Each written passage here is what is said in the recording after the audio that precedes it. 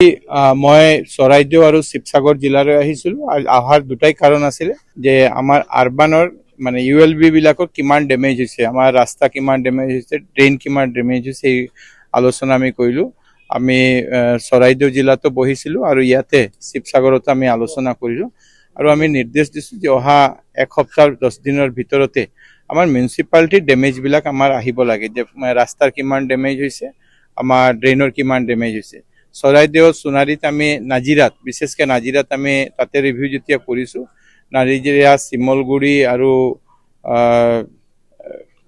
আমগুৰি এই তিনিখনত যেতিয়া আমি কৰিছোঁ তেতিয়া আমাক দেখোঁ যে ড্ৰেইনবিলাকত চিল্ড ভৰি আছে।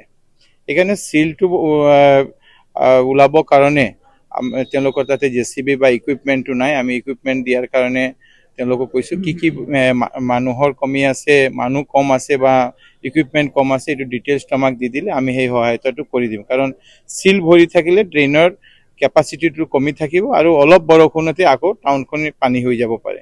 লগে লগে আমি শিৱসাগৰ আৰু চৰাইদেউ দুই জিলাতে আমি অহা 15 আগষ্টৰ ভিতৰতে আমাৰ ছাপ্লাই ডিপাৰ্টমেণ্টক আমি নিৰ্দেশ দিছোঁ যে 15 আগষ্টৰ ভিতৰত এটা এছেছমেণ্ট আমাক দিব লাগে যে কিমান মানুহৰ ৰেচন কাৰ্ড ডেমেজ হৈছে। আৰু আমি সিদ্ধান্ত লৈছোঁ যে যাৰ ৰেচন কাৰ্ড ডেমেজ হৈছে তেওঁলোকক ডুপ্লিকেট ৰেচন কাৰ্ড আমি 15 ছেপ্টেম্বৰৰ ভিতৰত যাতে তেওঁলোকক আমি দিব পাৰোঁ, এই ব্যৱস্থা আমি গ্ৰহণ কৰিছোঁ।